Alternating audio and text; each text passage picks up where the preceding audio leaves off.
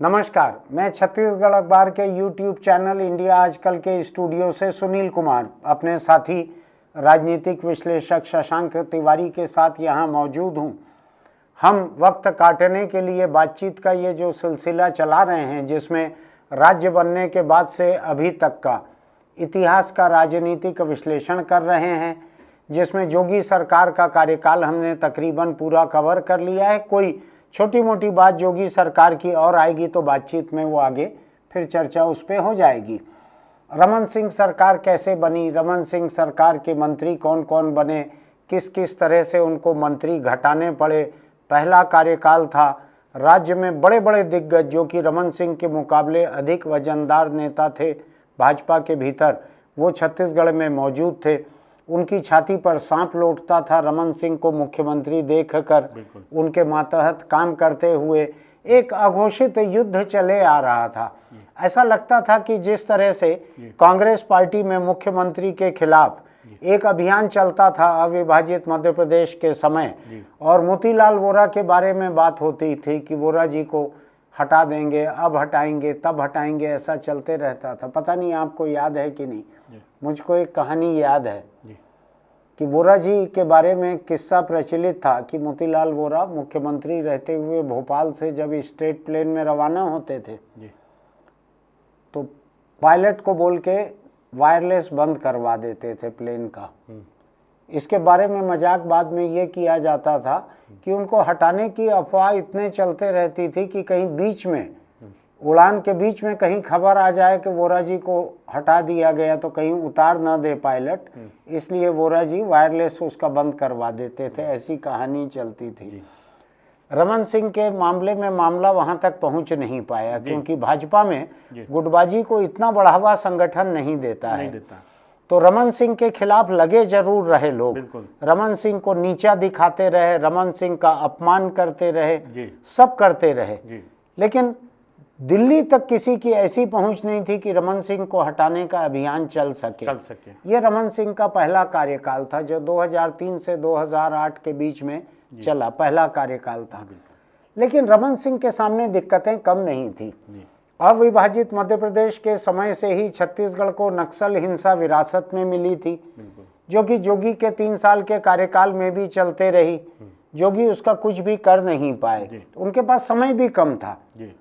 समय कम था, कुल 3 साल था। राज्य को खड़ा करना था, राज्य के सब संस्थान खड़े करने थे, राजधानी की जगह तय करनी थी। काफी काम उन्होंने किया। उन्होंने एमपीबी से अलग करके सीएसीबी इसको अलग कर लिया। एक बहुत बड़ा फैसला था वो, क्योंकि वहां भी दिग्विजय की सरकार थी। उस सरकार से बिजली को छीन लेना, छत्तीसगढ़ में जितने बिजली घर थे उनको अपने कब्जे में ले लेना, ये किस्म से बगावत भी कही जा सकती थी। लेकिन जोगी ने किया, डंके की चोट पर किया वो। तो ऐसे उन्होंने काम किए, लेकिन नक्सल मोर्चे पे वो कुछ नहीं कर पाए थे। रमन सिंह की जब सरकार बनी, बृजमोहन अग्रवाल को गृह मंत्री बनाया गया। बस्तर पर नक्सल हिंसा बड़े जोरों पर थी, बड़े जोरों पर थी। बस्तर और सरगुजा, तकरीबन सरगुजा भी चपेट में आ चुका था। सरगुजा के भी कुछ इलाकों में नक्सल हिंसा चलती थी। आपको याद होगा उस समय वहां की कुछ कहानियां आती थी। कोई एक जायसवाल नाम का कोई एक था, वो AK-47 या राइफल लेके चलता था, इस तरह का कुछ था। वो एक अलग किस्सा है पूरा। लेकिन बस्तर तो बहुत बुरी तरह नक्सल हिंसा में झुलस रहा था रमन सिंह के कार्यकाल में। चूंकि मुख्यमंत्री के बाद दूसरा सबसे ताकतवर पोर्टफोलियो गृह मंत्री का माना जाता है, इसलिए बृजमोहन अग्रवाल गृह मंत्री बने थे। इसके बाद आपको याद है कि बृजमोहन अग्रवाल के गृह मंत्री रहते हुए सलवा जुडूम जब शुरू किया गया तो क्या हुआ, याद है आपको? एक जवान का ASI स्तर के अधिकारी का मतलब TI है या SI स्तर के पुलिस अफसर का वो नाफारन भी हुआ था। उसको लेके भी काफ़ी कुछ ले दे के कुछ समझौता भी हुआ, मतलब उसको रिहा हुआ। तो ये इस तरह का मोटे मोटे तौर पे हुआ। लेकिन मैं आपको बतलाता हूँ, मैं उसमें हिस्सेदार था। इसके बाद जो हुआ उसमें हुआ ये कि एक दिन रामविचार नेताम, जो कि उस समय पंचायत मंत्री थे, आदिम जाति विकास मंत्री थे रमन सिंह कैबिनेट में, इनका एक दिन फोन आया मेरे पास और ये मिलने के लिए आए। जी इनसे मेरा परिचय पहले से था, जी मैंने पहले किसी एक एपिसोड में बताया भी है जी कि किस तरह राम विचार नेताम खुद ही होके मुझसे किसी कारणों से प्रभावित थे थोड़े से, जी तो इनका फ़ोन आया और ये मिलने आए। जी इन्होंने कहा कि मुझको सीएम साहब ने बुलाया था, सीएम यानी रमन सिंह ने, हाँ और उन्होंने कहा है कि तुमको गृह मंत्री बनना है। जी तुमको कहा होगा, आपको कहा होगा, मैं उनके पार्टी के भीतर के संबंध नहीं जानता। जी राम विचार नेताओं को कहा कि आपको गृह मंत्री बनना है। जी तो उन्होंने कहा कि वो तो बृजमोहन अग्रवाल जी हैं गृह मंत्री। तो उन्होंने कहा नहीं, जी कल से बस्तर में सलवा जुडूम शुरू होने वाला है, जी ये एक आंदोलन रहेगा, हाँ इसमें हो सकता है कि बहुत सारी आदिवासी मौतें हों, जी तो हम उस समय एक सवर्ण को मुख्यमंत्री नहीं रख सकते, उससे बहुत बदनामी होगी पार्टी की, जी आदिवासियों के बीच नाराजगी होगी। जी। इसमें छोटी सी चीज़ और बताना, हाँ। ये कोर ग्रुप के बैठक में फैसला हुआ था। अच्छा, तो रमन सिंह ने बताया होगा, लेकिन फैसला कोर ग्रुप फैसला का था। उसको हुआ था।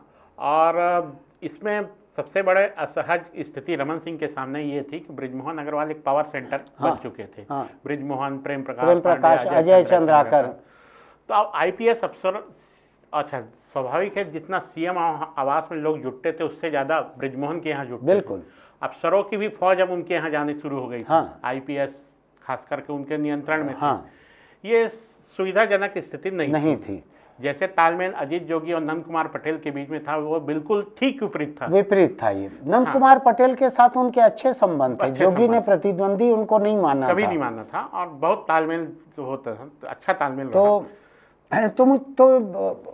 राम विचार नेता मेरे पास आए कि ये मुझको ऐसा कहा जा रहा है गृह मंत्री बनने के लिए। जी। मुझको सलवा जुडूम का अंदाज नहीं था कि ये क्या होगा, हमने वो शब्द भी पहले कभी सुना नहीं था। मुझको लगा कोई आंदोलन शुरू हो रहा है आदिवासियों का, और ये ऐसा कह रहे हैं। जी। तो उनसे बातचीत करके टटोल के मुझको ये समझ में आया कि गृह मंत्री के हैसियत से जिम्मेदारी गृह मंत्री पे आएगी, मौतें अगर बड़ी संख्या में होंगी तो।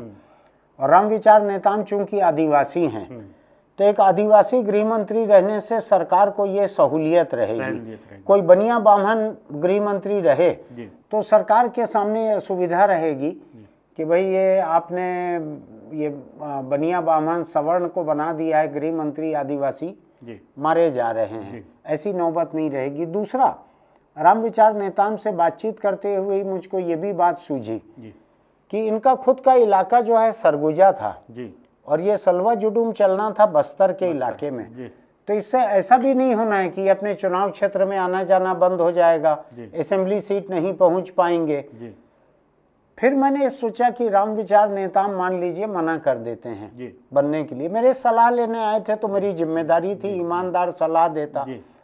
मान लीजिए मना कर देते हैं तो क्या होगा, तो पार्टी के भीतर इनका नाम लिखा जाएगा कि जब आपको कोई जिम्मेदारी देने की बात की गई तो आप भाग गए पीठ दिखाकर। बिल्कुल। तो मैंने इनको ये कहा कि देखिए, पार्टी ने अगर ये तय कर लिया है, आपको मुख्यमंत्री ने कहा है, तो इसका मतलब है कि पार्टी आपको बनाना चाहती है। अब अगर आप नहीं बनोगे, जिम्मेदारी से भागोगे, आगे कभी आदिवासी मुख्यमंत्री की बात आएगी तो आपके नाम पे विचार भी नहीं होगा कि आप नाजुक मौके पे, खतरे पे तो छोड़ के भाग गए थे, अब जब सब कुछ हरा हरा दिख रहा है तो आप फिर मुख्यमंत्री बनने आ गए। आपको ध्यान होगा कि रमन सिंह जब यहाँ छत्तीसगढ़ में भाजपा के अध्यक्ष होके आ गए, रमेश बैस नहीं आए, वो अनमने थे कि मैं नहीं चाहता आना, मैं दिल्ली में ठीक हूँ। तो मुख्यमंत्री बनने के लिए भी रमन सिंह का दावा मजबूत था। बिल्कुल। तो मैंने राम विचार नेताम जी को ये कहा कि अगर आप आज मना करोगे तो कल आदिवासी मुख्यमंत्री की बारी आने पर भी आपका नाम नहीं रहेगा। तो वो मेरे यहाँ से निकले और सीधा सीएम हाउस गए और जाके उन्होंने हाँ कहा। तो इतना मेरा छोटा सा उसमें विचार विमर्श में मेरा योगदान था। फैसला उनका अपना था, फैसला पार्टी का था। अच्छा, इसमें और एक छोटी सी चीज़ है कि बृजमोहन अग्रवाल से को जरा भी विश्वास में नहीं लिया गया। उनको जानकारी भी नहीं थी। और हम पुराने अखबार में हमारे यहाँ खबर छपी तो अखबार देख के ही उनको पता चला कि कुछ ऐसा हुआ है। और खैर उनको विभाग दिया गया, खाद्य विभाग चेंज हुआ, तो उसको लेने के लिए वो तैयार नहीं थे। हाँ। उनका ये तर्क था कि उनका पारिवारिक व्यवसाय से जुड़ा हुआ हाँ, है, अच्छा तर्क था। हाँ, इसलिए वो इसको संभाल नहीं रहे। हाँ। तो कुल मिला के बिना विभाग कोई दूसरा देखते रहा, लेकिन चलते रहा इस तरह का काम। इन सब के बीच में जैसा कि सलवा जुलूम आंदोलन के इन्होंने मंत्री पद की शपथ ली, हाँ। गृह मंत्री बन गए, हाँ। और आंदोलन की शुरुआत हुई।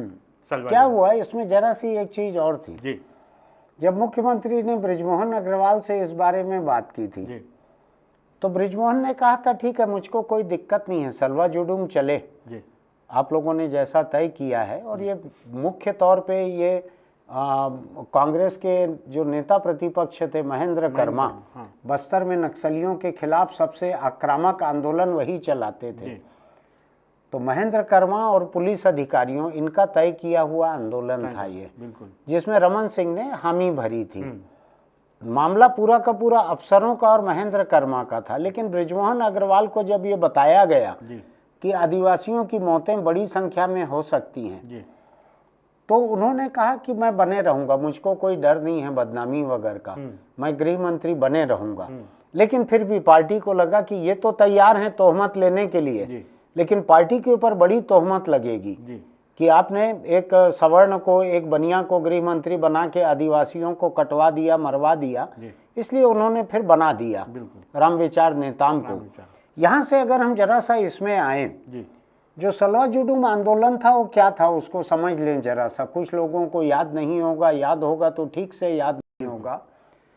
ये आदिवासियों के बीच से उनको हथियारबंद करके कुछ लोगों को जी, और नक्सलियों के खिलाफ खड़ा करने का आंदोलन था। जी, ये विजिलेंट ग्रुप के नाम से दुनिया के बहुत सारे ऐसे देशों में जाना जाता है जहां पर कि हथियारबंद आंदोलन चलते हैं।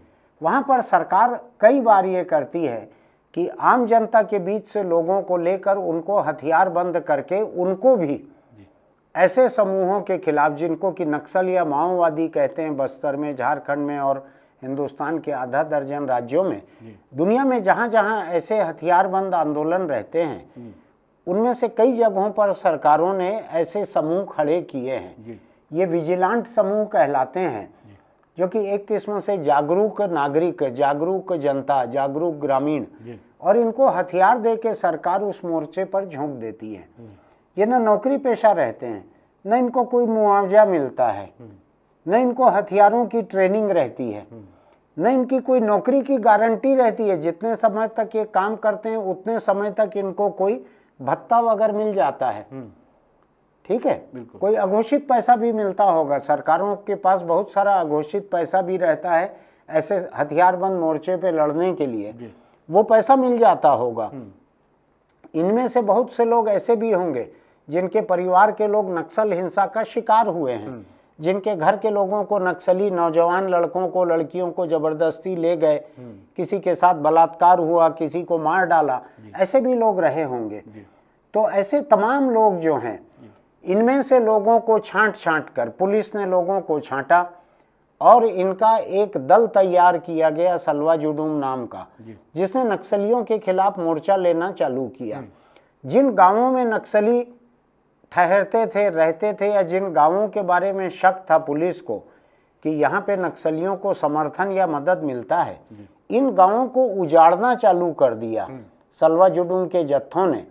गांवों में आग लगानी शुरू कर दी, लोगों को मारने लगे। लोगों को 1 लाख से ज्यादा, कुछ लोगों का कहना है 3 लाख, कुछ लोगों का कहना है और ज्यादा, ऐसे लोग जो हैं इनको बस्तर छोड़ के आंध्र तेलंगाना उस तरफ पार जाना पड़ा सरहद के।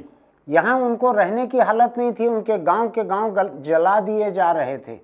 लोगों का ये भी कहना है कि सलवा जुलूम के लोग जो हैं महिलाओं से बलात्कार कर रहे थे, जो छोड़ के नहीं जा रहे थे उनसे, या जिनके बारे में शक था कि ये गांव नक्सलियों को पनाह देते हैं, उनके साथ बलात्कार हो रहे थे, हत्या हो रही थी, गांव जलाए जा रहे थे।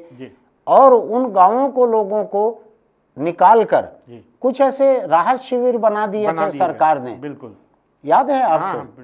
ऐसे राहत शिविर बड़े बड़े बना दिए थे जिनमें बस्तर के लोगों को शरणार्थियों की तरह रखा गया था, ताकि वो बाहर निकल ना सकें, बाहर शामिल ना हो सकें किसी भी तरह के आंदोलन में, और उसके बाद सुरक्षा बल जो हैं उन्होंने बड़े पैमाने पर नक्सलियों के खिलाफ कार्रवाई चालू की थी।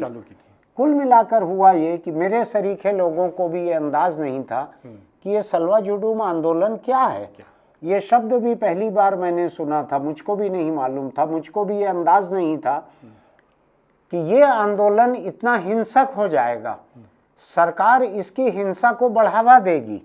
ये मुझको भी अंदाज नहीं था। सरकार ने पूरी तरह गैर कानूनी तरीके से सलवा जुडूम आंदोलनकारियों को हथियार दिए जो कि नहीं दे सकते थे, इनको बढ़ावा दिया, इनको पुलिस का एक किस्म से दर्जा दे दिया था, एसपीओ स्पेशल पुलिस ऑफिसर, विशेष पुलिस अधिकारी, ऐसा एक दर्जा दे दिया था।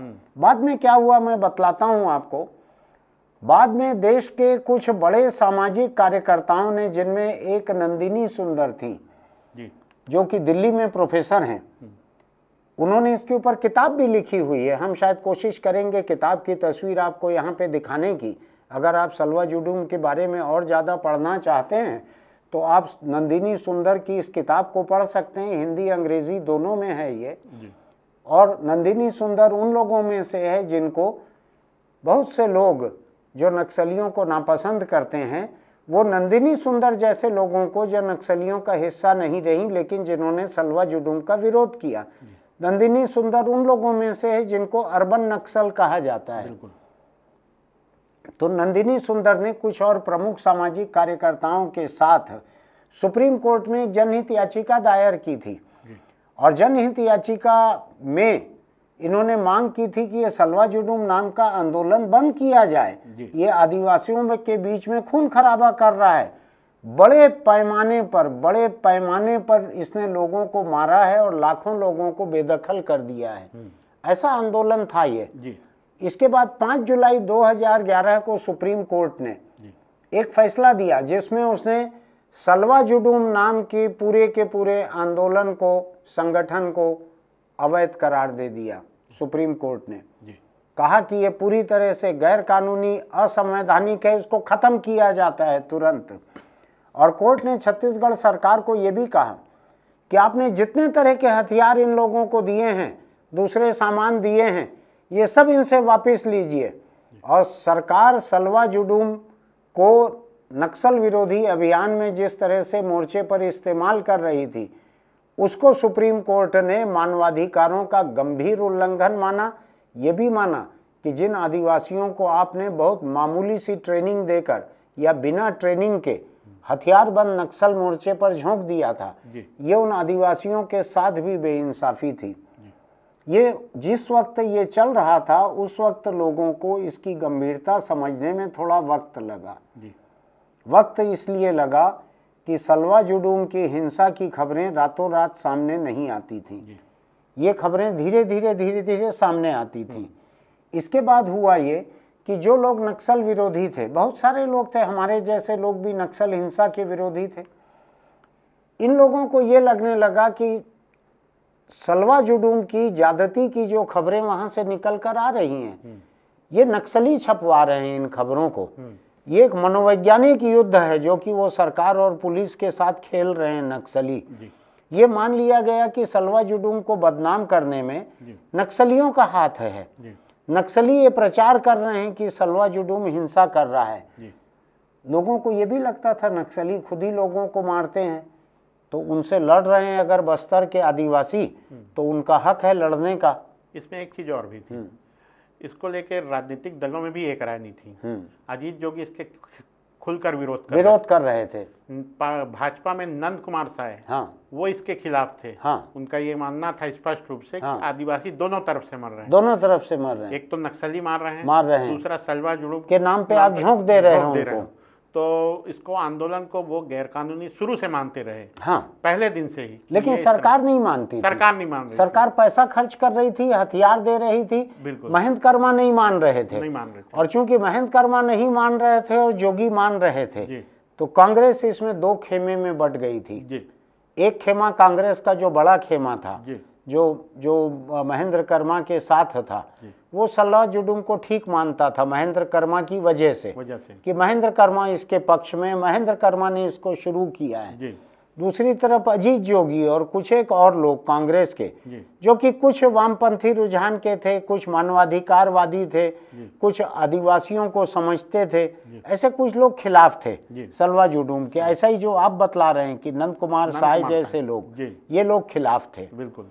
लेकिन मोटे तौर पे मैं आपको बताऊं, रामविचार नेताम को गृह मंत्री बना तो दिया गया था, सलवा जुडूम की किसी चीज को तय करना गृह मंत्री के हाथ में नहीं था। ये मुख्यमंत्री और मुख्यमंत्री के अलावा महेंद्र कर्मा, पुलिस विभाग, केंद्र की एजेंसियां, राज्य की एजेंसियां, ये सब मिलके इसको तय कर रहे थे। एक दिलचस्प बात आपको ये भी बतलाता हूं मैं, बस्तर के नक्सल इलाके में राज्य सरकार की पुलिस और केंद्र सरकार के सुरक्षा बल दोनों का सह अस्तित्व है। दोनों को एग्जिस्टेंस में वहां पर काम करते हैं, मिलकर काम करते हैं पूरे तरह से। केंद्र सरकार ने भी कभी सलवा जुडूम के खिलाफ कोई आवाज नहीं उठाई।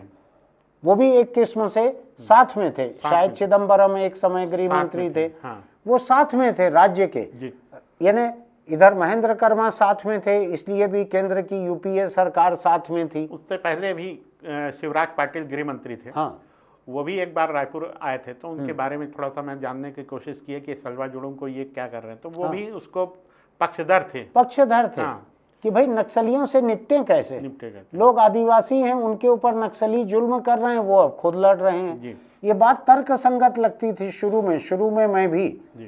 में मैं भी ये मानकर चलता था कि आदिवासियों का अपना एक हक है एक आंदोलन को चलाना। धीरे धीरे जाकर ये बात समझ में आई कि ये सरकार ने आदिवासियों को झोंक दिया इस तरीके से नक्सल मोर्चे पर, और एक किस्म का बफर था कि फौजियां कम मरे, फौजी वर्दियां कम मरे, और ये आदिवासी जो हैं ये पहला गोलियों की बौछार पहले इनके ऊपर आए, कुछ इस किस्म का था। यानी बेकसूर आदिवासियों को बिल्कुल गाजर मूली की तरह एक बाड़ लगा दी, लकड़ी की या बांस की बाड़ रहती है ना, ऐसा लगा दिया गया कि ये पहली बौछार ये झेलें, पहले ये मरे, उसके बाद फिर सीआरपीएफ और पुलिस के मरने की नौबत आए, कुछ ऐसा था। आपको ये बतलाऊं मैं कि सलवा जुडूम के जख्म अभी तक पूरी तरह से गए नहीं हैं। अभी भी शायद 50-60 हजार लोग बस्तर के सरहद पार हैं दूसरे प्रदेश में। गिनती कम या ज़्यादा हो सकती है। इतने लोग मारे गए, इतने गांव जला दिए गए, इतनी महिलाओं से बलात्कार हुआ, इतने लोगों का, बेकसूर लोगों का कत्ल हुआ। सलवा जुडूम के ऊपर होना तो ये चाहिए, नंदिनी सुंदर ने किताब जरूर लिखी है, होना ये चाहिए कि सलवा जुडूम पर एक और कोई व्यापक वहाँ पर अध्ययन हो, और तटस्थ निरपेक्ष जो लोग हैं, जो इनमें से किसी एक पक्ष के साथ नहीं है, ऐसे लोग वहाँ पर अध्ययन करके इतिहास का एक दस्तावेज तैयार करें कि ये सलवा जुडूम था क्या। अभी छोटे छोटे पन्ने हैं, कहीं किसी लेख में हैं, कहीं विकिपीडिया में आपको मिल जाएंगे, कहीं रिपोर्टिंग में मिल जाएंगे, कुछ अखबार वालों ने अच्छी रिपोर्टिंग भी की थी उस समय, मिल जाएंगे। लेकिन इसके ऊपर जनता को समझ में आए ऐसी एक अच्छी सरल किताब। नंदिनी सुंदर तो चूंकि खिलाफ हो गई थी सलवा जुडूम के, तो उनको आप एक इंटरेस्टेड पार्टी मान सकते हैं कि भाई वो तो सरकार और सलवा जुडूम के खिलाफ थी। और लोग भी कर सकते हैं काम, इसमें उनका एक अधिकार नहीं है, उन्होंने तो किताब सामने रखी है, लोग चाहें उसका जवाब भी दे सकते हैं। बिल्कुल। ये चलते रहा शशांक रमन सिंह सरकार के दूसरे कार्यकाल तक, 2011 तक। 2011 में सुप्रीम कोर्ट ने जो कहा, मैंने नंदिनी सुंदर से अभी कुछ अर्सा पहले बात की थी, एक इंटरव्यू के लिए बात की थी, वो किसी वजह से हो नहीं पाया। लेकिन नंदिनी सुंदर से बातचीत से मुझको ये समझ में आया कि राज्य सरकार ने, पिछली रमन सिंह सरकार ने भी, भूपेश बघेल सरकार ने भी, जिन एसपीओ को, जो स्पेशल पुलिस ऑफिसर बनाए गए थे सलवा जुडूम के लोग, उनको तरह तरह से पुलिस में भर्ती किया है। बिल्कुल, तरह तरह से। सुप्रीम कोर्ट खिलाफ था इसके, सुप्रीम कोर्ट ने कहा था कि इनको भर्ती न किया जाए उसमें, लेकिन किया है सरकारों ने उनको भर्ती, क्योंकि आपने जो एक फोर्स खड़ी कर दी थी उसका क्या करेंगे, जिन्न हो या परी हो, बोतल से आपने निकाल दिया, वापिस कैसे डालेंगे। तो सलवा जुडूम के लोग एक हकीकत हो गए थे, एसपीओ एक हकीकत हो गए थे। एसपीओ की अगर गिनती देखें तो ये हजारों में पहुंच गई थी संख्या एसपीओ की। बिल्कुल। और इनको हथियारों की आदत भी हो गई थी, हथियार लेके चलने की आदत भी हो गई थी जी। इनको पुलिस अगर एकदम से डंप कर देती, जी। इनको फेंक देती जी। इस्तेमाल करके, जी। तो हो सकता था कि इनमें से कुछ लोग नक्सलियों के साथ चले जाते, क्योंकि इनको हथियारबंद जिंदगी और खतरों की आदत हो गई थी। जी। ऐसा आंदोलन था। आज हम पूरा का पूरा ये एपिसोड सलवा जुडूम पे समर्पित करना नहीं चाहते हैं, लेकिन मैं आपको एक बात बतला सकता हूँ कि छत्तीसगढ़ के इतिहास में ये सबसे बड़ी सरकार समर्थित हिंसा थी। जी। गलत कह रहा हूँ मैं? कह सकते हैं इस तरह की बातें, है ना? हाँ। सरकार की ही प्रायोजित थी, इसमें विपक्ष जो है वो भी साथ में था। इसने बड़े पैमाने पे वहाँ हिंसा की। पुलिस के कई अफसर जो एकदम ही कुख्यात हैं, वो इस पूरे दौर में वहाँ पर काबिज रहे। रमन सिंह के साथ एक दिक्कत थी, मैं आपको बतलाता हूँ। रमन सिंह बहुत सौम्य चेहरे के व्यक्ति हैं, उनका व्यक्तित्व सौम्य है, लेकिन जोगी में और रमन सिंह में, भूपेश बघेल में एक बुनियादी फर्क है शशांक जी। वो फर्क ये है कि अजीत जोगी ने अफसरों को एक सीमा से ज्यादा छूट कभी नहीं दी जी। भूपेश बघेल ने तो अफसरों को बोलना नहीं चाहिए, लेकिन उनकी औकात दिखा दी, एकदम ही काबू में रखा, एकदम ही सीमा में कर दिया, किसी का सिर नहीं उठ सकता, ऐसा कर दिया। रमन सिंह का कार्यकाल ऐसा था कि जिसमें अफसर हावी हो गए। स्वर्णिम काल था, स्वर्णिम काल था अफसरों का। शशांक ने एकदम सही शब्द कहा। अब मैंने कल, ध्यान होगा आपको, कल बातचीत खत्म करते करते मैंने राज्यपालों का जिक्र किया था जी। ध्यान है जी।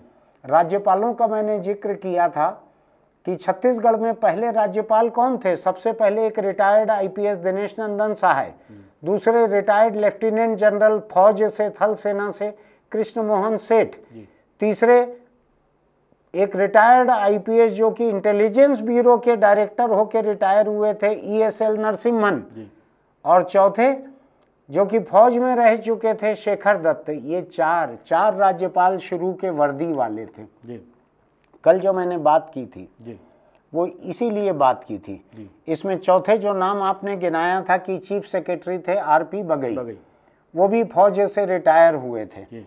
इस बात को समझने की जरूरत है कि मुख्यमंत्री रमन सिंह राज्यपाल के स्तर पर, अपने मुख्य सचिव के स्तर पर रिटायर्ड फौजियों या रिटायर्ड आईपीएस अफसरों से घिर गए थे जी। ठीक कह रहा हूं मैं? बिल्कुल। हाँ बिल्कुल। ऐसे घिर गए थे कि राज्य की सोच जो है जी, वो एक किस्म से, जहां रणनीति की जरूरत थी नक्सल मोर्चे पे जी, तो वहां चाहे चीफ सेक्रेटरी रहे रमन सिंह के, चाहे गवर्नर रहे जी, इनकी सोच वर्दी वाली सोच थी। बिल्कुल। इन्होंने जिंदगी में वर्दी पहनी हुई थी, वर्दी पहन के लड़े हुए थे। शेखर दत्त कम अरसा फौजी रहे थे, लेकिन जंग लड़ी थी 1965 की जी। इनके बीच में एक नियुक्ति भी हुई थी केपीएस गिल की सलाहकार के रूप में। एक केपीएस गिल की सलाहकार के रूप में नियुक्ति हुई थी। वो भी बड़ा दिलचस्प मामला था। जो पंजाब के डीजीपी रहे हुए हैं केपीएस गिल, जिनको कि आतंक खत्म करने का श्रेय दिया जाता है। बिल्कुल। केपीएस गिल को छत्तीसगढ़ का नक्सल मोर्चे के लिए सलाहकार बनाया गया। वो एक आध बार यहाँ पे आए जी, ठीक है, रहे थे। हाँ, यानी वो कम आए, एक दो बार आए। कुछ जैसा कि सभी लोग चित्रकूट देखने जाते हैं, चुनाव पर्यवेक्षक भी जा रहे हैं, वो भी घूमे फिरे। उन्होंने एक नोट लिख कर दिया, बाद में इंटरव्यू में भी कहा, और उन्होंने कहा कि मुझको सरकार ने कहा कि आप तो आराम से आओ पियो, आराम करो यहाँ पे, और ज़्यादा आपको सलाह देने की ज़रूरत नहीं है। ये शब्द ब्रैकेट में था, इसको कहा नहीं गया था। सरकार का टोन ये था कि आपको ज़्यादा काम वाम की ज़रूरत नहीं है, आप आराम करो अपना, बढ़िया अच्छे से भत्ता तनख्वाह जो बनता है उसको लो। गिल ने एक इंटरव्यू में कहा था कि किस तरह से बस्तर में, वहाँ से बस्तर से बाहर तबादला करवाने के लिए रिश्वत देते हैं लोग। पुलिस में, सरकार में किस तरह से रिश्वत चलती है बस्तर को लेकर। कुल मिलाकर वो रमन सिंह सरकार की बस्तर की नीति को लेकर घोर असंतुष्ट थे। उन्होंने जो कहा था, वो किसी भी सरकार के लिए बड़ी शर्मिंदगी की बात थी। जी, था ऐसा ही? बिल्कुल बिल्कुल। अच्छा, उनकी नियुक्ति के पीछे बड़ा हाथ उस समय बताते हैं कि आरपी बघेल साहब का था। हाँ। जो चीफ सेक्रेटरी थे। हम्म। उनके अपना कुछ चर्चा में ऐसी बात आई उन समय कि ये कि हॉकी संघ के, हॉकी इंडिया के अध्यक्ष थे केपीएस गिल। केपीएस गिल। हाँ। ये भी हॉकी संघ से कुछ जुड़े हुए थे बघेल। पहले शुरुआत नीचे। तो वो कुछ राष्ट्रीय स्तर पर भी पदाधिकारी बनना चाहते थे। इस तरह का कोई तालमेल था, वो हुआ नहीं पाया। इस तरह की कुछ बातें आई मैं थी। तुमको यहाँ सलाहकार बनाता हूँ, तुम मुझको वहाँ पदाधिकारी बनाओ, ऐसा। अच्छा, केपीएस गिल बड़ा नाम तो था, बड़ा नाम था। हाँ। और पंजाब के आतंक को जूझने में तो ये एक अलग बात है, इसको भी समझने की जरूरत है कि केपीएस गिल के पुलिस वाले जो हैं जी, वो लंबी लंबी कैद भुगत रहे हैं मानवाधिकार उल्लंघन के मामलों में। जी, पंजाब में जो ह्यूमन राइट्स वायलेशन हुआ था उसमें केपीएस गिल के लोग लंबी लंबी कैद पाए हैं। जी, और खुद केपीएस गिल एक पार्टी में जी, अपने ही पंजाब राज्य की एक आईएएस महिला जी, को चिकोटी काटते हुए पिछवाड़े में पकड़ाए थे, उसकी शिकायत हुई थी। जी, और अदालत ने शायद उनकी उम्र और देश में उनके योगदान को देखते हुए शायद एक दिन की अदालत उठने तक की सजा दी थी, या ऐसा कुछ हुआ था, याद है आपको? बिल्कुल बिल्कुल। हाँ जी, वो महिला लड़ी थी आखिरी तक।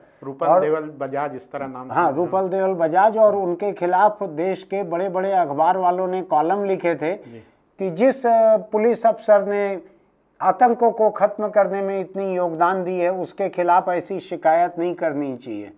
शिकायत नहीं करनी चाहिए तो अपने घर की महिलाओं को लेके जाते, वहां तय करवाते, आप इनको भी चिकोटी काट लो, ये कोई बात होती है? लेकिन अखबार वाले, बड़े बड़े अखबार वालों ने लिखा था, देश के एक सबसे बड़े अखबार की सबसे नामी गिरामी कॉलमिस्ट महिला ने ये लिखा था, याद है आपको? बिल्कुल।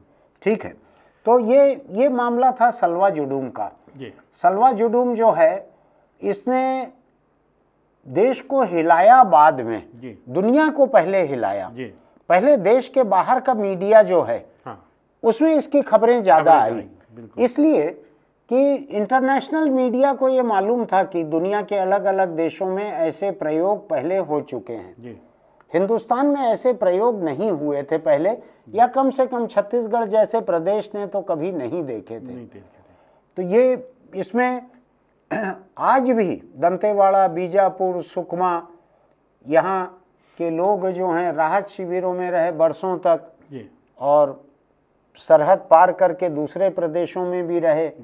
मुझको ध्यान है एक बार ऐसा शिविर दिखाने के लिए यहाँ से सरकार ले गई थी हम लोगों को, कुछ एक 4-5 एडिटर्स गए थे यहाँ से। तो एक कोई बड़ा सा शिविर था, उसमें पिस्दा थे उस समय कलेक्टर, वो हाफ पैंट टी शर्ट पहन के राहत शिविर के भीतर ही बैठे हुए थे। बड़ा राहत शिविर था, पूरा पूरा बहुत बड़े कस्बे जितना बड़ा शिविर था वो, हजारों लोग थे उसमें। दंतेवाड़ा के पास, दंतेवाड़ा का था शायद वो, नाम क्या था उसका भूल रहा हूँ मैं। तो खैर, तो ये इसमें अब सलवा जुडूम का आज से क्या रिश्ता बनता है देखिए। महेंद्र कर्मा जो हैं, इसके बाद 2013-8 में महेंद्र कर्मा निधन 2013 में। 2013 में झीरम घाटी पे जो नक्सल हमला हुआ उसमें उनका पहला निशाना महेंद्र कर्मा था, दूसरा निशाना नंद कुमार पटेल थे जो कि गृह मंत्री रह चुके थे। लोगों को थोड़ा मुश्किल से समझ में आया था कि नंद कुमार पटेल को निशान, लेकिन हम इसके बारे में बाद में बात करेंगे शशांक जी। उससे पहले क्या हुआ था, बड़े नक्सली वहाँ का आंदोलन लीड कर रहे थे। हाँ, जैसे बुधराम राणा, उसकी नक्सलियों ने हत्या की थी। और करीब करीब अब ट्रेनिंग तो मिला नहीं था एसपीओ को, करीबन 98-100 के आसपास एसपीओ मारे गए थे। और बुधराम राणा, सीका मांझी गंगलूर से आते हैं, वो भी बड़े लीडर थे, तो वो भी नक्सलियों के मारे गए। इस तरह के हुआ। और बाद में राजनीतिक दलों ने कुछ को आगे भी लाया, जैसे स्वयं मुक्का नौकरी छोड़ के आए थे आंदोलन में, तभी टिकट भी दी है। विक्रम मंडावी उसी आंदोलन की उपज है। ये बतलाइए, स्वयं मुक्का का जो नाम है ये अभी कवासी लखमा के खिलाफ भाजपा ने इनको टिकट दी है। इनका बैकग्राउंड जो है सलवा जुडूम का है। तो अब सलवा जुडूम को जो लोग पसंद करते होंगे उनका इनको समर्थन मिलेगा, बिल्कुल। और सलवा जुडूम से जो लोग नाखुश होंगे जी, उनकी नाराजगी भी इनको झेलनी पड़ेगी। ये मुझको क्यों याद पड़ रहा है कि जगदलपुर में एक बार कभी प्रोफेसर यशपाल या अग्निवेश या बीडी अग्निवेश, शर्मा जी, ऐसे लोग आए थे, जी, तो उनके ऊपर सलवा जुडूम के लोगों ने हमला किया जी, था, जी, याद है जी, आपको? बिल्कुल, तो ये स्वयं मुक्का जो हैं जी, ये उन्हीं में शामिल थे, हाँ, ऐसा ही है जी, ना? जी, और ये सलवा जुडूम आंदोलन के एक उग्र आंदोलनकारियों में से थे उस समय। थे। और भी महेश गागड़ा भी उससे जुड़े थे, बाद में मंत्री बने। विक्रम मंडावी जुड़े रहे, बाद में वो किनारे हो गए। इस तरह के बहुत सारे थे, लेकिन कुछ वहाँ के स्थानीय नेता जैसे कवासी लखमा वगैरह काफी इसका विरोध करते थे। हाँ, तो उस समय भी विरोध करते थे। चाहे महेंद्र कर्मा सलवा जुडूम के प्रणेता थे, जी, लेकिन कवासी लखमा विरोध करते थे। बिल्कुल। कई आदिवासी लोग विरोध करते थे, देश के बहुत से आदिवासी जानकार, जी, विद्वान, जी, ये लोग विरोध करते थे सलवा जुडूम का। जी। इसमें बाद में आएंगे। इससे नुकसान राजनीतिक रूप से भाजपा को फायदा हुआ। हाँ। जो भी हुआ, शहरी वोटर बढ़े, जो टेंट में आए, वो जो राहत शिविर में आए, वो इनके वोटर हो गए। लेकिन नुकसान कांग्रेस को ज़्यादा हुआ चुनाव में, वो बाद में आएंगे। लेकिन इससे पहले इस दौरान इधर दूसरे चुनाव की भी तैयारी हो गई थी। 2008 की। आज के पहले सबसे पहले रमन सिंह वैसे भी दबाव में आ गए थे कि नांदगांव से उपचुनाव में प्रदीप गांधी की जगह लीलाराम भुजवानी को उतारना पड़ा था, कैश फॉर क्वेश्चन में जो फंसे थे। हाँ, हाँ। तो अब वो सीट भी कांग्रेस ने जीत ली। देवराज सिंह सांसद बने। हाँ। तो कुल मिला के स्थिति विकट थी।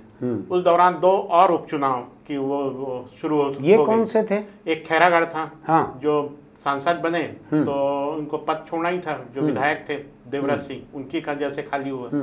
दूसरा एक माल खरौदा में बसपा के विधायक थे लाल साय खुटे। अच्छा। उनका कुछ तकनीकी मामला था, हाँ। पेच में फंस गया। वो कोर्ट में आए तो कोर्ट से उसने सदस्यता खत्म हो गई। तो वहां भी बाई इलेक्शन हुआ। और ये दोनों ये जो माल खरौदा सीट है वो अनुसूचित जाति के लिए आरक्षित थी। अच्छा जी। तो ये उससे पहले भाजपा कोटा बुरी तरह हार चुकी थी। हाँ। नांदगांव हार चुकी थी। हाँ। तो इस तरह चौतरफा दबाव झेल रहे थे। इन सब के बीच में माल खरौदा के लेके फिर चर्चा शुरू हुई। पार्टी के भीतर सीएम हाउस में एक बैठक हुई जो आप इशारा कर रहे थे। हाँ, वो ये वाली बैठक थी। यही वाली बैठक वो इसके पहले की कोटा वाली नहीं थी, ये बैठक थी। तो अब चूंकि अमर अग्रवाल को संचालन की जिम्मेदारी फिर सौंपना था माल खरौदा इसलिए क्योंकि वो बिलासपुर संभाग के नेता थे, प्रभारी मंत्री वगैरह के उसके नजदीक का है इलाका है। तो कोटा को लेके वो उन पर आरोप लग रहा था जी कि जोगी जी की इन्होंने पर्दे के पीछे से मदद की है जी, वहाँ ठीक से चुनाव नहीं लड़ा है। बिल्कुल। इस शर्त पे जोगी जी की मदद की है कि हम कोटा में आपकी मदद कर रहे हैं, आप बिलासपुर में हमारी मदद करना। बिल्कुल इस किस्म का था। इसी किस्म था। हाँ, ऐसे आरोप अमर अग्रवाल पे बीजेपी के भीतर लग रहे थे। हाँ। अब उसको लेके वो नारातेश में आ गए हैं। हाँ। मैं संचालन स्वीकार नहीं करूंगा और मैं इस्तीफा दे दूंगा। हाँ। नहीं, मैं आपको थोड़ा सा शब्दशः बताता हूँ, मुझको मालूम है उसका। सीएम हाउस में बैठक चल रही थी माल खरौदा चुनाव में संचालक तय करने के लिए। काफी मंत्री बैठे थे, पूरा मंत्रिमंडल की बैठक नहीं थी, लेकिन काफी लोग थे। गैर मंत्री भी थे उसमें, मेरे ख्याल से गौरी शंकर अग्रवाल या ऐसे कुछ लोग और भी रहे होंगे उसमें हुआ ये कि अमर अग्रवाल को जब कहा गया कि आपको माल खरौदा बाई इलेक्शन का काम देखना है, प्रभारी रहना है, तो अमर अग्रवाल ने कहा मैं बिल्कुल नहीं रहूंगा। कोटा में हार गए तो मेरे ऊपर तोहमत आई है, अभी फिर ये आएगा, मैं बिल्कुल नहीं रहूंगा। तो रमन सिंह जो हैं वो थोड़ा हक्का बक्का रहे, थोड़े नाराज हुए, और रमन सिंह ने ये कहा वहां सबके बीच में कि अगर चुनाव का इंचार्ज नहीं रहना है तो मंत्री भी मत रहो। अमर अग्रवाल ने कहा कि मैं अभी मंत्री पद छोड़ता हूं, उठ के वहां से चले गए। इसके बाद का किस्सा जो है खुद अमर अग्रवाल का मुझको बताया हुआ है, इसलिए इसके गलत होने का खतरा कम है। वो आए बंगले पे, जी। उन्होंने इस्तीफा लिखा, जी। उसको भेजा, जी। मोबाइल को बंद करके कार से बिलासपुर चले गए। चले गए। तो बिलासपुर की सड़क उन दिनों खराब थी, जी। 2 घंटा 2.5 घंटा करीब वो मोबाइल रेंज के बाहर रहे, इस्तीफा वहां चले गया। जी। किसी को भी ये उम्मीद नहीं थी कि ऐसे तैश में दिया गया इस्तीफा, जी। जिसमें कोई आर्थिक आरोप नहीं थे, भ्रष्टाचार के आरोप नहीं थे, कोई क्रिमिनल केस नहीं था, केवल यही था कि पार्टी का चुनाव ठीक से नहीं लड़ा या विपक्षी को मदद की, ऐसे में दिया गया इस्तीफा मंजूर हो जाएगा, ये किसी को अंदाज नहीं था। नहीं, उसमें एक चीज छोटी सी बात और थी। हाँ। ये अमर अग्रवाल तैश में इस्तीफा तो दे दिए। हाँ। और बिलासपुर के लिए रवाना हो गए। हाँ। सिमगा के आते आते तक थोड़ा गुस्सा अच्छा। शांत हो गया था। अच्छा। तो फिर उनसे जो भी बात हुई, कमलेश अग्रवाल, हाँ। डॉक्टर कमलेश अग्रवाल, हाँ। वो डॉक्टर रमन सिंह के पास गए। हाँ। मंत्रालय, पुराने बिल्डिंग में ही हाँ। लगता था मंत्रालय। हाँ। कमलेश अग्रवाल ने कहा कि उनका इस्तीफा नामंजूर कर लीजिए और वो डांट के आप समझा दीजिए। बोले 4 दिन रमन सिंह जी का ये कहना था, बोले 4 दिन प्राइवेट गाड़ी में घूमेगा, खुद समझ में आ जाएगा, मैं कुछ नहीं करूंगा, मैं कोई मनाऊंगा नहीं। हाँ। ये कह के उल्टे पांव लौटा दिए हाँ। थे, ये हुआ था। हाँ। फिर उसके अब बाद ये है जो मेरे को उन्होंने कहा था, उनका मोबाइल बंद होगा, जी। लेकिन ड्राइवर है, पीए है, जो करीबी लोग हैं, उनको तो सबका नंबर पता रहता है, किसी और नंबर पे बात हुई होगी। तो ये अब बिलासपुर पहुंचे तो इधर ताराचंद साहू, अच्छा हाँ, उसी दिन बलीराम कश्यप जी से मेरी बात हो रही थी, उस समय चर्चा में आ रहा था, अखबारों में भी छपा। बलीराम कश्यप जी का सीधे फोन आया रमन सिंह के पास, उसका इस्तीफा स्वीकार करो और पार्टी से भी निकालो। ऐसा? हाँ, क्योंकि वो लकीराम जी के विरोधी थे। हाँ। अच्छा, अमर के पास वित्त के साथ साथ अर्बन डेवलपमेंट भी था। हाँ। जो थोड़ा सा मिजाज उनका तेज था। हाँ, और उसको ताकत बहुत थे, और नाराजगी पार्टी के भीतर उनके रही है। हाँ। बाकी मंत्रियों में भी। हाँ। इधर विधानसभा अध्यक्ष थे प्रेम प्रकाश पांडे, ब्रिजमोहन खेमा भी चाहता था कि कैसे भी करके इस्तीफा स्वीकृत हो जाए।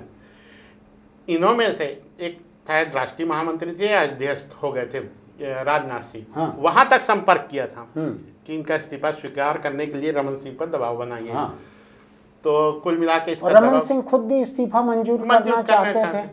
उहापोह के बीच वो तैयार थे मानसिक रूप से, और बिल्कुल राज्यपाल को उस समय एडिशनल चीफ सेक्रेटरी थे शिवराज सिंह जी, उनको भेज के राजभवन में भेज दिए, अनुशंसा और इस्तीफा स्वीकृत हो गया। ठीक, ये हुआ, ये था। मुझको याद है ये सिलसिला जी, और आपकी जानकारी और ज़्यादा है उस दौरान की। तो ये अब इसमें मालखरौदा और खैरागढ़ उपचुनाव सामने था। अब उपचुनाव हुआ तो खैर लकीराम जी आए, मनाए, जो भी बात हुई, धीरे धीरे पेच थोड़ा सा शांत होने लगा। तो लेकिन टाइम लगा, काफ़ी टाइम लगा। इसी बीच में खैरागढ़ उपचुनाव हुआ। खैरागढ़ की जिम्मेदारी दिए हेमचंद यादव को, और मालखरौदा की जिम्मेदारी ब्रिजमोहन अग्रवाल को दी। अच्छा। हाँ, चुनाव संचालन। तुम चाहते थे कि अमर का इस्तीफा मंजूर कर लूं, तो ठीक है, अब तुम जाओ, जिताओ चुनाव। तो ये जीत आसान नहीं थी, कठिन सीट थी, क्योंकि ऐसी उस सीट को पहले कभी भाजपा जीती नहीं थी, मालखरौदा को। तो लेकिन चुनाव परिणाम अच्छा, यहाँ खैरागढ़ में राज परिवार का दबदबा था। स्वाभाविक तौर से देवव्रत की पत्नी, जो पहली पत्नी थी उस समय, पद्मा सिंह को टिकट मिली, उन्होंने ही दिलवाया। और भाजपा से कोमल जंघेल मैदान में उतरे, तो वो हार गए, और दोनों सीट भाजपा जीती। ये रमन सिंह के लिए बहुत राहत की बात रही कि ये दोनों सीटें निकालने। ठीक बात है, क्योंकि मैं एक बात बतलाऊं जी, अमर अग्रवाल का इस्तीफा जो रमन सिंह ने मंजूर किया था जी, ये रमन सिंह के अपने मिजाज के खिलाफ था। वो इतना कड़ा फैसला लेने के लिए जाने नहीं जाते थे जी, बिल्कुल। वो नर्म मिजाज व्यक्ति थे जी। और लकीराम जी के बेटे का इस्तीफा यूं मंजूर कर लेना जी, ये बड़ी कठिन बात थी, ये छोटी बात नहीं थी ये।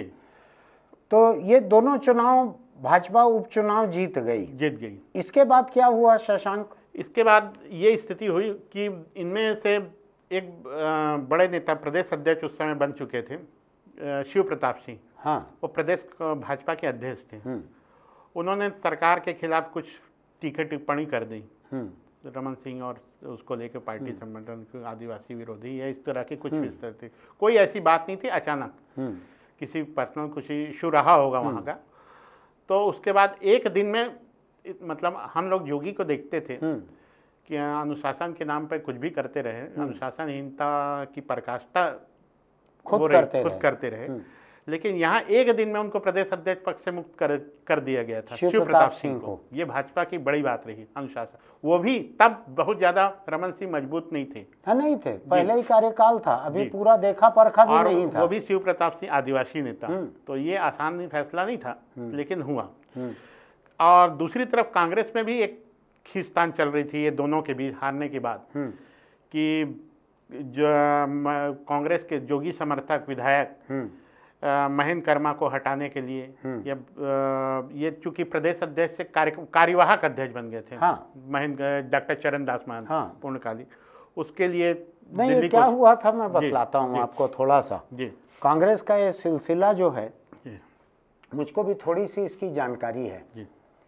हुआ यह था कि 2003 चुनाव में जो दुर्गति हुई थी कांग्रेस की, और हार गई थी, हालांकि जोगी के अगुवाई में हारी थी, उस वक्त पार्टी ने कि जो 2003 का विधानसभा चुनाव कांग्रेस हार गई, जोगी जो हैं वो निलंबित हो गए पार्टी से। आप ही बतला रहे थे कि निष्कासन की भी बात चल रही थी, निलंबित हुए। तो पार्टी को यहाँ कोई मजबूत नेता चाहिए था, क्योंकि 2004 का लोकसभा चुनाव एकदम सामने था। हमारे यहाँ 6 महीने के भीतर हो जाते हैं विधानसभा लोकसभा चुनाव, तो यहाँ मजबूत लीडरशिप चाहिए थी। कांग्रेस के भीतर और गुटबाजी ज्यादा न हो, इसलिए कांग्रेस ने अपने सबसे बुजुर्ग नेता छत्तीसगढ़ के मोतीलाल वोरा, उनको यहाँ पे भेज दिया प्रदेश अध्यक्ष बनाकर। और चूंकि वो बुजुर्ग हैं, काम पूरा उतना दौड़ भाग कर सकें ना कर सकें, तो उन्होंने, पार्टी ने उनके साथ में चरणदास महंत को कार्यकारी अध्यक्ष बना दिया।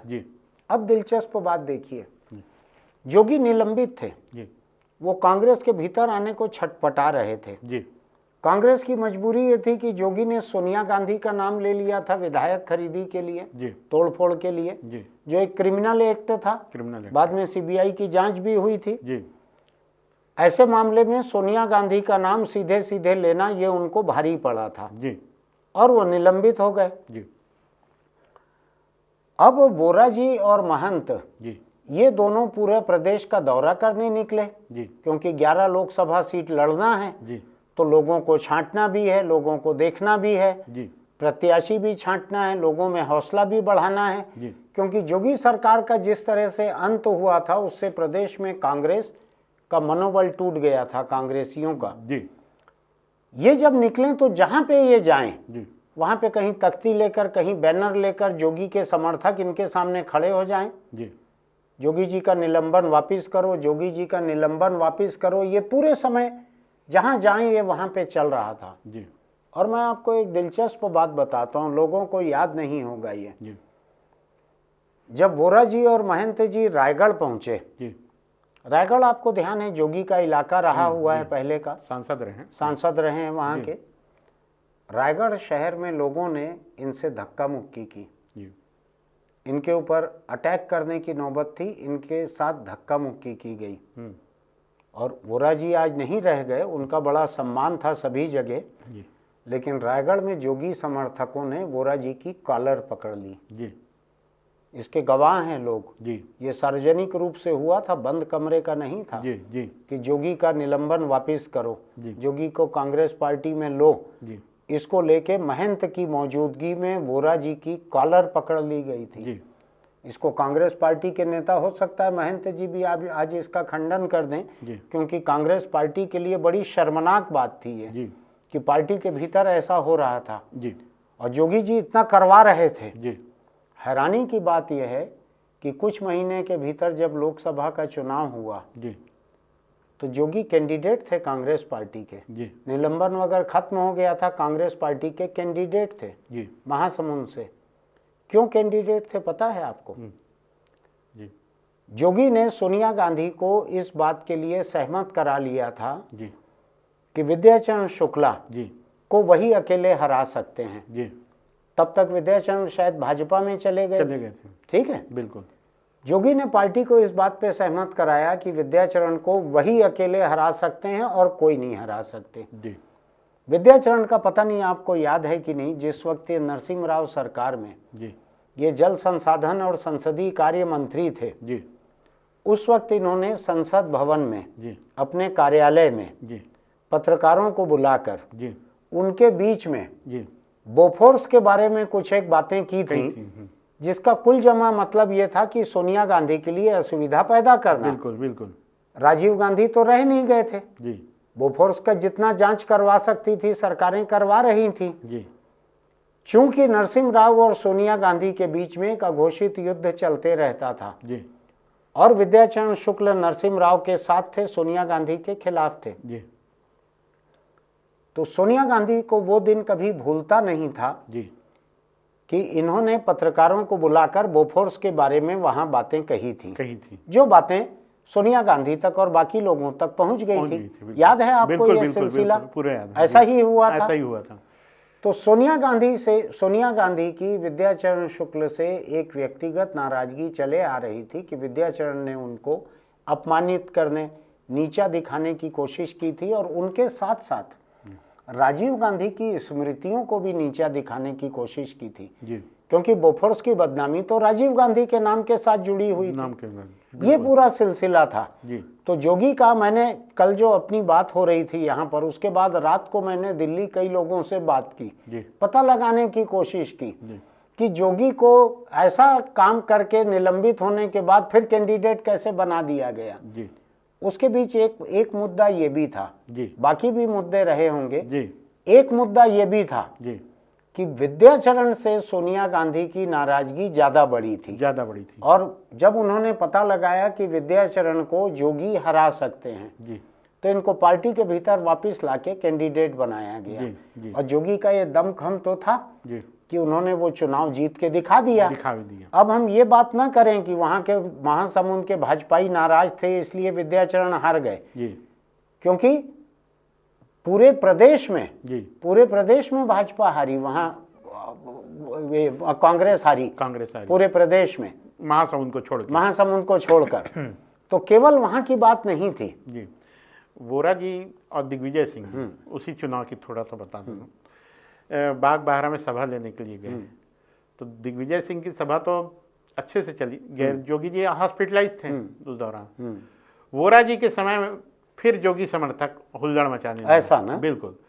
तो ये भी बात रही। हाँ, जिस तरह की मतलब एक आप बतला रहे थे कि वोरा जी ने जब कहा कि कितने तारीख को आऊं मैं प्रचार के लिए, तो जोगी जी ने कैलेंडर की वो तारीख बता दी थी जितना दिन नहीं था महीने में। बिल्कुल 30 दिन के महीने में 31 तारीख बता दी थी इस किस्म का। जी। ये बातचीत बहुत लंबी चलेगी।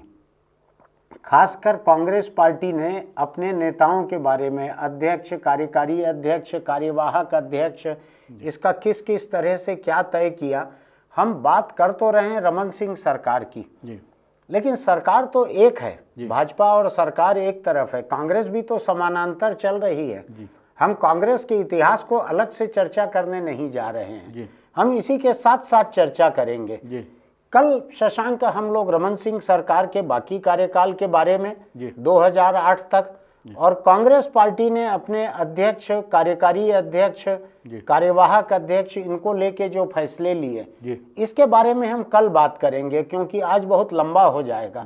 अखबार का काम भी देखना है आपको जाकर, ऐसे ही है ना? बिल्कुल। मैं तो संपादकीय लिख के आया हूं, लेकिन आपका काम तो नीचे अभी बाकी है। तो हम कल आपके सामने फिर आएंगे बात को यहाँ से आगे बढ़ाने के लिए। इसको देखते चलिएगा। छत्तीसगढ़ के ताजा इतिहास की बड़ी दिलचस्प कहानियां हैं, कुछ हमारी देखी हुई है, कुछ सुनी हुई है, कुछ भोगी हुई है, मिली जुली है ये पूरी की पूरी।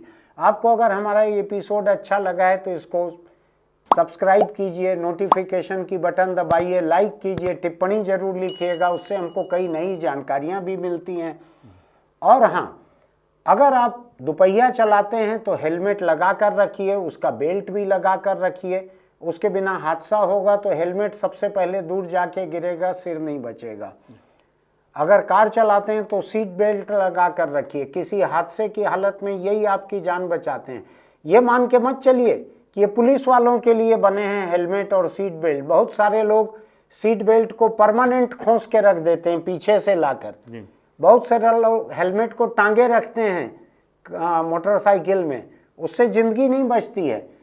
ये हेलमेट और सीट बेल्ट ये पुलिस के लिए नहीं है, ये आपकी ज़िंदगी बचाने के लिए हैं, याद रखिएगा।